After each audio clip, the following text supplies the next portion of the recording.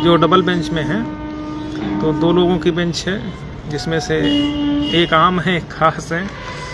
ठीक है, तो किसी को बताने की ज़रूरत नहीं है कि किस कोर्ट में मुकदमा है।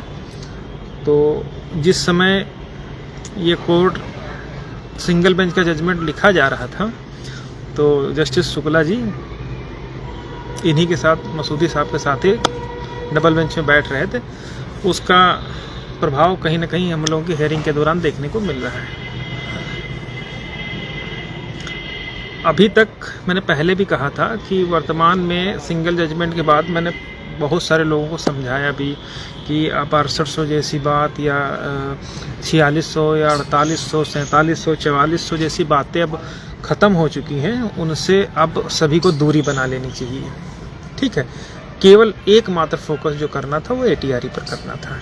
उसके बावजूद सभी लोग जो है अपने अपने तरीके से लड़ाई लड़ रहे हैं, उसमें हमें कोई आपत्ति नहीं। जहाँ जिसका स्वार्थ है उसको उस हिसाब से करना चाहिए।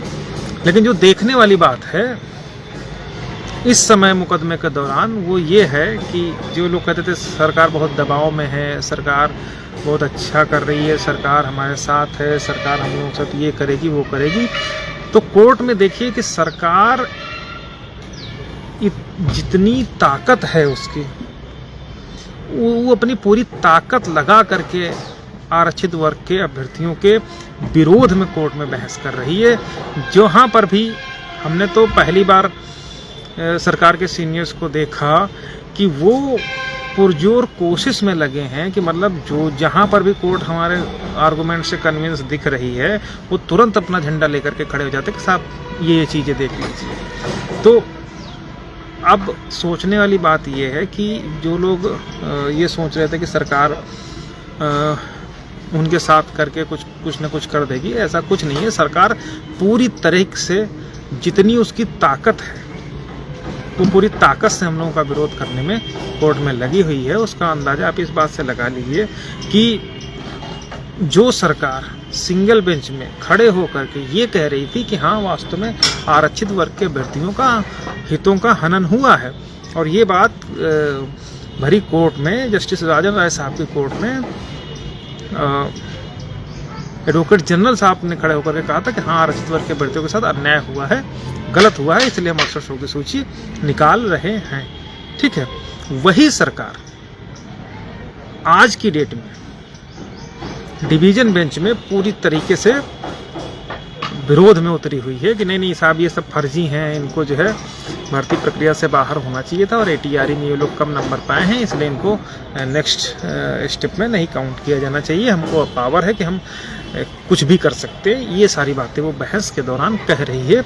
लेकिन अभी तो जस्टिस के सामने जो मिश्रा जी बहस किए हैं तो मुझे बड़ा आश्चर्य हुआ कि उन्होंने पूरी ताकत लगा करके, जो भी मतलब हर सीनियर चाहता है कि जो भी मुकदमा उसके पास आए उसमें वो अपना 100% दे, वो जीते उस मुकदमे को।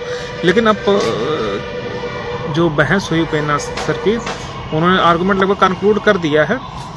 ठीक है, लेकिन उन्होंने कहीं पर भी इन बातों का जिक्र नहीं किया था कि हाँ सरकार ने सिंगल बेंच में इस बातों को माना, हो सकता कहीं मिस हो गया। तो ये सब बातें थी, तो इनको कोर्ट में रखना चाहिए था कि चूंकि 6800 हानि है और ये उस एफिडेविट को कोर्ट में दिखाना चाहिए था जब सरकार हमारे विरोध में आर्गूमेंट कर रही थी। तो वहाँ पर एक हमारे पास पॉइंट ये बन सकता था कि भाई अब इस डेट में डिवीजन बेंच में आकर के सरकार को सत्य की प्राप्ति हो गई। ठीक है, और अब जाकर के उसको पता चला कि नहीं आरक्षित वर्ग के अभ्यर्थी गलत तरीके से ट्रीट हो रहे हैं, जबकि यही सरकार सिंगल बेंच में जस्टिस राजन राय की कोर्ट में खड़े होकर के कहा था कि हाँ आरक्षण घोटाला हुआ है।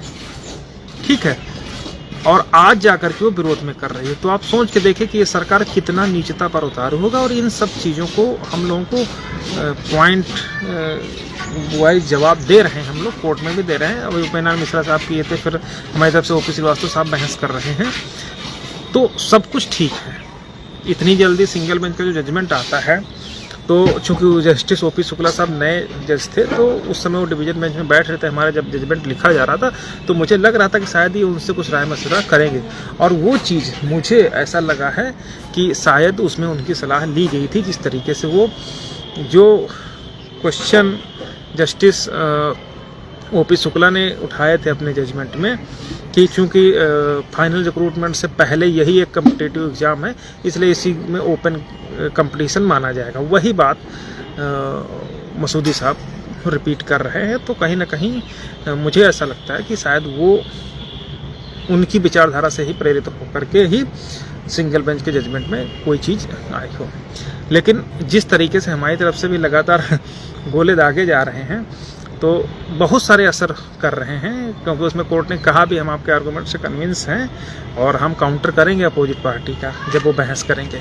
लेकिन मुझे देखने वाली बात सबसे आश्चर्य इस बार लगा कि जब कभी कंटिन्यू सुनवाई होती तो एक सीनियर अपनी पूरी बात कह लेता है, फिर दूसरा सीनियर करता है। लेकिन पहली बार ऐसा हुआ कि जब हमारी तरफ से सीनियर्स बहस कर रहे हो, चाहे ओपी श्रीवास्तव साहब हो, चाहे उपेंद्र मिश्रा साहब, अभी तक की, तो उसमें हर बार स्टेट की तरफ से, चाहे वो रणविजय सीएससी हों या सीनियर अधिवक्ता वसीम साहब हो, वो तुरंत खड़े होकर के हर पॉइंट्स को जो है, इतना तो शायद अन्य लोग नहीं विरोध किए जितना इस बार सरकार कर रही है कि हर पॉइंट के बाद वो खड़ी हो जा रही है कि साहब नहीं ये देख लिया जाए। तो कहने का मतलब ये है कि सरकार पूरी तरीके से ये चाह रही है कि आरक्षित वर्ग के अभ्यर्थियों को किसी भी तरीके से यहाँ से कोई जो जजमेंट है टीआरई वाला, उस पर केवल क्वालिफिकेशन न माना जाए, बल्कि उसको रिक्रूटमेंट के अंतर्गत रख लिया जाए, जबकि जजमेंट भी है इन सब बातों को देख करके। ठीक है, तो अब सबसे बड़ी विडंबना ये है कि सरकार क्यों इतना उतावली है इन सब कार्यों को करने के लिए। उसका सबसे बड़ा कारण ये है कि वर्तमान में आरक्षण घोटाले को लेकर के पूरे प्रदेश से लेकर के अन्य जगह पर सरकार की थू-थू हो रही है। दिल्ली से लेके यूपी तक, यूपी से लेके बिहार तक ये घोषित हो चुका है कि उत्तर प्रदेश की सरकार ने दलित पिछड़ों के हकों पर डाकामारी की है, इसीलिए जो आरक्षित वर्ग के अभ्यर्थी इतना प्रतिरोध कर रहे हैं। और अगर यहाँ से कोर्ट से भी कोई ऐसा आदेश आ जा रहा है, तो उसमें फिर एक तरीके से करेला और नीम चढ़ा वाली स्थिति हो जाएगी सरकार के लिए, क्योंकि अभी तक सरकार उस चीज़ों को झुठलाती हुई आ रही थी।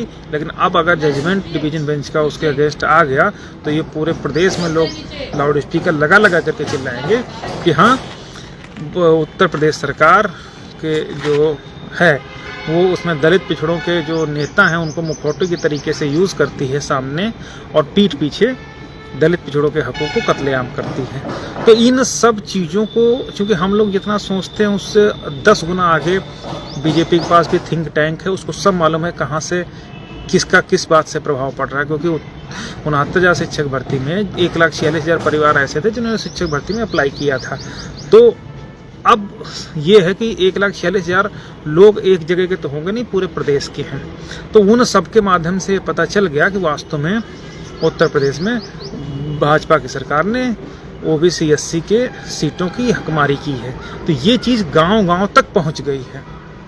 तो अब सरकार अपनी नाक बचाने के लिए वो हर तरीके से भरसक कोशिश कर रही है कि किसी तरीके से ये बच पाए कि कहीं से कोई ऐसी चीज़ मिल जाए जिससे हम कहीं पर खड़े होकर के कह सकें कि देखो हम तो सब कुछ तैयार थे, लेकिन कुछ कमियां, या हम सही थे, घोटाला नहीं हुआ, हम तो ऐसे दे दिए। तो इन सब बातों को लेकर के वो अपना थिंक टैंक के द्वारा काम कर रही है। और इसी का परिणाम है कि डबल बेंच में उसने 2 पक्षों को आमने सामने ला करके खड़ा कर दिया। पहले तो जनरल और ओबीसी एससी, उसके बाद खुद आगे बढ़ करके ओबीसी एससी को न्याय ना देने के लिए अपना हर प्रकार से कार्य कर रही है। उसी का परिणाम था कि जो हमारी सुनवाई सिंगल बेंच में ऐसी कोर्ट में हुई, जो जुम्मा 4 दिन हुए थे कोर्ट में जस्टिस की उपाधि लिए हुए, अस्थायी रूप से जस्टिस की उपाधि लिए हुए लोगों के सामने या कोर्ट के सामने फैसला दिया गया और अब डिवीज़न बेंच में अपना मुकदमा चल रहा है। हमारी तरफ से हर आर्गूमेंट हम लोग कर रहे हैं, कहीं कोई दिक्कत नहीं है। तो हम लोगों के पास सिर्फ और सिर्फ एक ही पॉइंट पर हम लोग वीक हो सकते हैं, और वो ये है कि जब अगर वास्तव में जुडिशरी ही पूरी तरीके से उनके सामने सरेंडर कर जाए तो ही कुछ हमारे खिलाफ ऑर्डर पास हो सकता है डिवीज़न बेंच से, अदरवाइज नहीं पास होना चाहिए। ठीक है, तो अब क्या है कि जब भी सीनियर बहस करता है, सबकी मानसिकता, सबकी सोचने का दायरा, छोटा व्यक्ति छोटी सोच, बड़ा व्यक्ति बड़ी सोच, ठीक यही सीनियर और जूनियर वकीलों के बीच में अंतर होता है। अगर कोई सीनियर अधिवक्ता है तो उसको मालूम है कहाँ से हमको काम अपना निकालना है। तो इसी कारण से हम लोगों ने, जैसे सिंगल बेंच में भी हम लोग अपने पूरी बात कहलवा दी। वो अलग बात है कि ATRE पे थोड़ा सा किस कारण से हुआ, वो तो कहीं ना कहीं हस्तक्षेप रहा था अन्य पार्टियों का। उसी तरीके से डिवीज़न बेंच में भी हम लोग पूरा प्रयास अपना कर रहे हैं, सारा काम कर रहे हैं, और उसी का परिणाम ये है कि लगातार सुनवाई हमारी कंटिन्यू हो गई है। ठीक है, मैटर पार्ट हार्ड हो चुका है। अब हमारी तरफ से अभी OP श्रीवास्तव साहब बहस कर रहे हैं, उपेंद्र मिश्रा साहब तो कर ही चुके हैं अर्शद शो की तरफ से। इसके बाद सुदीप सेठ साहब हमारी तरफ से अपीयर होकर के वो अपना आर्गूमेंट करेंगे। ठीक है, तो कहने का मतलब है कि हम लोग हर स्तर से अपने कार्यों को कर रहे हैं, जितना भी हमारी क्षमता है उस क्षमता से बढ़ करके कर रहे हैं। ठीक है, इस बीच लाइव आने का उद्देश्य मेरा सिर्फ इतना था कि बहुत सारे लोग कहते कि कहीं सरकार ये वो ऐसा वैसा, ये सारी बातें हैं कि डर तो सबको लगता है। ठीक है, तो कहने का मतलब सिर्फ इतना है कि भाई हम लोग अपनी तरफ से कोई कमी नहीं छोड़ेंगे। ठीक है, उसके लिए देखिए होता क्या है, अक्सर क्या होता है, कभी कभी एक सीनियर से काम चल जाता है, कहीं पर 2 सीनियर से काम चल जाता है, और कहीं पर और आगे जाने की भी आवश्यकता पड़ सकती है। ठीक है, क्योंकि काफ़ी लंबा समय हम लोगों को इस लड़ाई में हो गया है, तो मैं कुछ हमारे साथी लगातार फ़ोन पे कि अगर भाई ज़रूरत हो तो एक सीनियर, बड़ा सीनियर और कर लिया जाए, तो हम लोग उस पर भी विचार कर रहे हैं कि हम 2-3 लोगों के कांटेक्ट में हैं। ठीक है, क्योंकि अब हमारी स्थिति कम से कम, या हम लोगों की स्थिति ऐसी नहीं है कि हम नहीं चाहते कि अब आगे और लड़ाई बढ़े, क्योंकि यहाँ से तो फाइनल होने जा ही रहा है। 26 से शुरू हो जाएगा, तो उम्मीद है उसी हफ्ते में 9 ख़त्म हो जाना चाहिए, 1 हफ्ते में हो जाना चाहिए, क्योंकि अब पार्ट हार्ड हो चुका है। तो उम्मीद है नेक्स्ट वीक ही अपना जजमेंट रिजर्व हो जाएगा। ठीक है, मंडे से शुरू होकर के। ठीक, तो अब मैं इस स्थिति में नहीं हूँ, या हमारी टीम या हमारे साथ में जो लोग हैं, तो कोई ये नहीं चाहता कि मैटर आगे जाए, या सुप्रीम कोर्ट जैसा कि पता चला वहाँ भी भाग दौड़ हो। तो कहने का मतलब कि फिर उतना ही परिश्रम, उतना ही श्रम लगता है। तो जो भी हमारे साथी थे, तो उन लोगों का मत है कि एक अधिवक्ता और कर लिया जाए अगर ज़रूरत समझी जाए तो, क्योंकि अभी तो हमारे पास 2 लोग हैं। देखिए, जितने भी सीनियर्स होते हैं, सबका पॉइंट ऑफ व्यू डिफरेंट होता है। जितना आप सोचते हैं, मैं दूसरे तरीके से सोचता हूँ, अनूप पटेल दूसरी तरीके से सोचते हैं, अरविंद यादव तीसरी तरीके से सोचते हैं, अशोक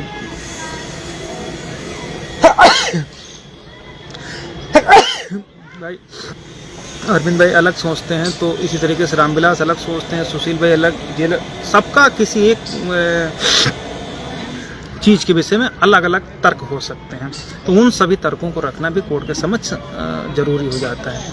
हम ये चाह रहे हैं कि अभी तक जितना हम लोगों ने किया है, ठीक है, वहाँ पर अगर सब लोग चाहेंगे, अभी मैं कोई इस बात के लिए लाइव नहीं आया हूँ कि हाँ आप लोग सब लोग सहयोग करो, हम जो है एक सीनियर करने जा रहे हैं। ये मैं सिर्फ अपने सबके सामने बात रखने की हिम्मत जुटा पा रहा हूँ कि 2 सीनियर हमारे पास ऑलरेडी, कहीं भी एक भी सीनियर पर्याप्त होता है, लेकिन जब आपके खिलाफ पूरी उत्तर प्रदेश सरकार खड़ी हो, उनके साथ में उनका बैकडोर से सपोर्ट करने वाले अन्य लोग खड़े हों, तो वहाँ पर अपनी तरफ से ये बहुत इम्पॉर्टेंट हो जाता है कि अपना 100% उस पर दे दीजिए। क्योंकि अगर यहाँ से हम लोग जीत जाते हैं, जैसा कि सिंगल बेंच में तो लगभग जीत ही गए थे, थोड़ा सा कमी रह गई ATRE पर, तो उस पॉइंट को लेकर के हम लोगों को पूरी तरीके से क्रश करना है, रगड़ देना है।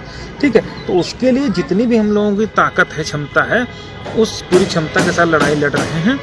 और अगर सभी लोग एग्री हो जाएंगे, देखिए, तो हम लोग एक बहुत बड़े अधिवक्ता को करने की और सोच सकते हैं।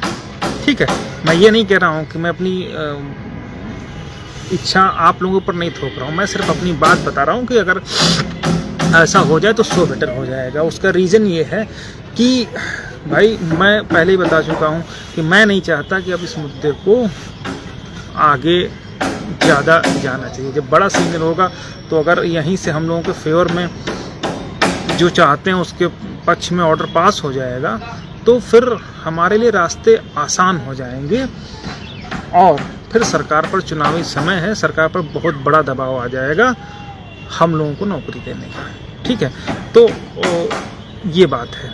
और अभी हमारी बहुत सारी बहस अभी बाकी है, बहुत सारे फैक्ट्स पर बहस बाकी है। कहीं ऐसा पॉसिबल नहीं हो सकता कि जो है कोर्ट एक पॉइंट पर हमारे 10-10 काउंटर अटैक वो बचा ले जाएं, ऐसी स्थिति कतई नहीं होगी। तो अगर सभी लोग एग्री हो जाएंगे तो मैं कोई जो बड़े नाम हैं उनमें से ही किया जाएगा।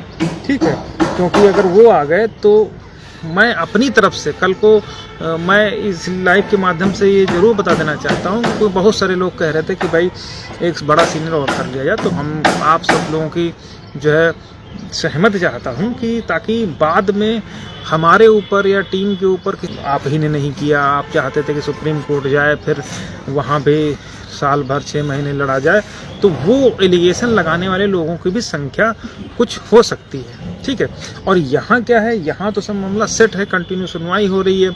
तो अगर सभी लोग एग्री करेंगे तो एक सीनियर हम लोग बड़ा और कर लेंगे। लेकिन उसमें क्या है कि अब यहाँ पर सबसे बड़ी विडंबना इस बात की है, मैं किसी का विरोध नहीं करता हूँ कि जब भी ज़रूरत पड़ती है तो हमें लोग खड़े दिखाई देते हैं, बाकी लोग तो याचिका डाल के 9-2-11 हो जाते हैं।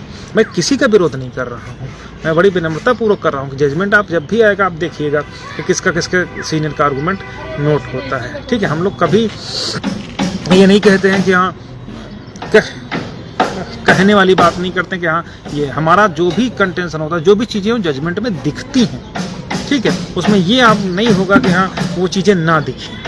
ठीक है, तो हम लोग कभी नाम के पीछे नहीं भागे, कभी ये नहीं सोचे कि हमारी नाम से हो या लीडिंग हो या इस टाइप की जो बहुत निकृष्टता वाली बातें हैं वो कभी नहीं सोचते। हमारा उद्देश्य सिर्फ यही रहा कि किसी तरीके से इस मुकदमे को जीत करके जो उद्देश्य था हम लोगों का उस पर जो है काम किया जाए। ठीक है, अब चूँकि सीनियर अधिवक्ता के लिए बहुत सारे लोग कह रहे थे तो मैंने सभी लोगों के समक्ष ये बात रखी, क्योंकि यहाँ पर बात रखना इसलिए ज़रूरी है कि अक्सर ये होता है कि हम जो महसूस करते हैं कि हाँ ऐसा और कर लिया जाए, फिर उसको फिर पीछे नहीं खींचना चाहिए। ठीक है, तो अगर सभी लोग सहयोग के लिए तैयार होंगे, ठीक है, कोई बहुत ज़्यादा कोई आएगा नहीं, 500-700 रुपये अगर सब लोग कर देंगे तो बड़ा वकील हर हालत में हम लोग एक कर लेंगे, इतना मुझे पूरा भरोसा है।